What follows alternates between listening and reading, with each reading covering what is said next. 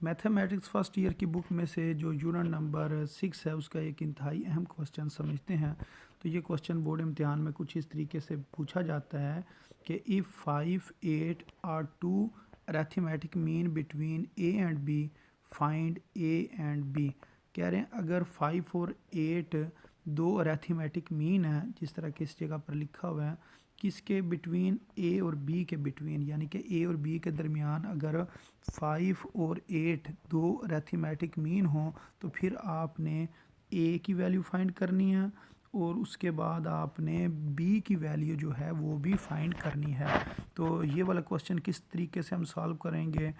सबसे पहले आपने जो फर्स्ट 3 टर्म्स हैं इनको ले लेना। आपने कहना है कि ए 5 और 8 जो है इसका ये पेयर बन गया। फिर आपने एक पेयर बनाना है जो लास्ट में 3 टर्म्स हैं उनका। मसलन ये जो लिखा है ना 5 8 और बी, इसका आपने एक अलहदा से पेयर बना लेना। ये दो आपने पेयर बनाने हैं, फिर आपने इनको सॉल्व करना है। तो सॉल्व किस तरीके से करना, आपने कहना है कि ये जो दरमियान में जो रकम लिखी होती है ये होती है अरेथमेटिक मीन। ये किसका अरेथमेटिक मीन होता है, साइड वाली रकमों का अरेथमेटिक मीन होता है।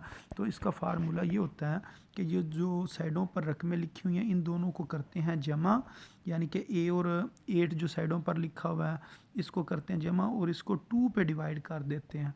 और जो इसका आंसर होता है उसको किसके बराबर रखते हैं, ये जो दरमियान वाली जो इधर रकम लिखी हुई है ना 5, इसके बराबर इसको हम रखेंगे। क्योंकि हमारे पास फार्मूला होता है कि a plus B divided by 2 वो किसके बराबर होता है, ए एम के बराबर होता है। तो इधर वही फार्मूला हम अप्लाई कर रहे हैं, लेकिन किस तरीके से कर रहे हैं, जो साइडों वाली जो दोनों टर्म्स हैं इन दोनों टर्म्स को आपने सबसे पहले क्या करना है, ऐड करना है। और ऐड करने के बाद फिर आपने क्या करना है, इसको 2 पे डिवाइड करना है और जो इसका आंसर होगा वो आपने किसके बराबर रखना है, ये जो दरमियान में लिखा हुआ है, इसके दरमियान में क्या लिखा हुआ है 5, तो इस वजह से इस जगह पर आपने 5 लिख देना है।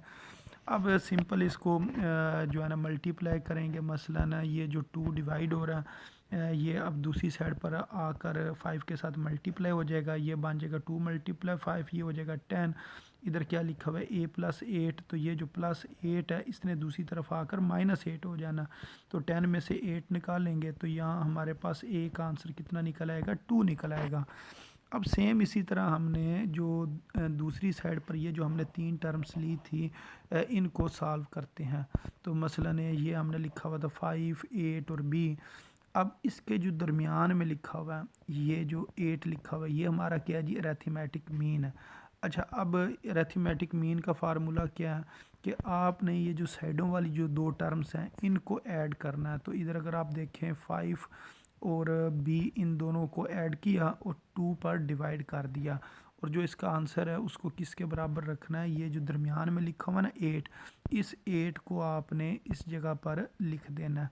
तो इस तरीके से इसको आपने सॉल्व किया। अब इसके बाद आपने क्या करना है, ये जो नीचे 2 लिखा हुआ है तो ये इधर डिवाइड हो रहा है, ये 8 के साथ आकर मल्टीप्लाई हो जाएगा। तो ये आ जाएगा 8 मल्टीप्लाई 2 और ऊपर लिखा ना 5 प्लस बी, उसको आपने इसी तरह ही लिखा रहने देना। अच्छा, अगर 8 को हम 2 के साथ मल्टीप्लाई करें तो हमारा आंसर कितना आ जाता है 16, तो इस जगह पर हम 16 लिख देंगे। और बाकी ये जो लिखा है ना 5 प्लस बी, ये दूसरी तरफ अभी फ़िलहाल लिखा हुआ। तो ये जो प्लस 5 है इधर आकर क्या हो जाएगा -5। अब 16 में से 5 को अगर हम माइनस करें तो हमारे पास आंसर कितना आ जाता है 11। तो इसका मतलब बी किसके बराबर आ गया, 11 के बराबर आ गया। तो ये हमारे पास क्वेश्चन था जिसको हमने सॉल्व करना था।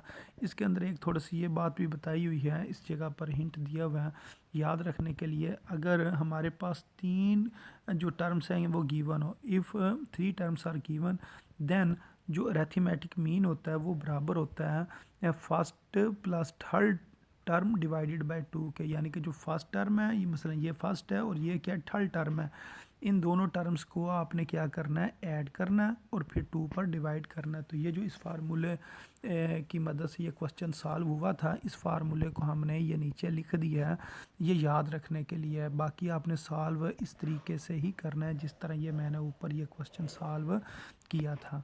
तो उम्मीद है आपको इस क्वेश्चन की समझ आ गई होगी। तो अपनी दुआओं में याद रखें। अस्सलाम वालेकुम रहमतुल्लाहि व बरकातुहू।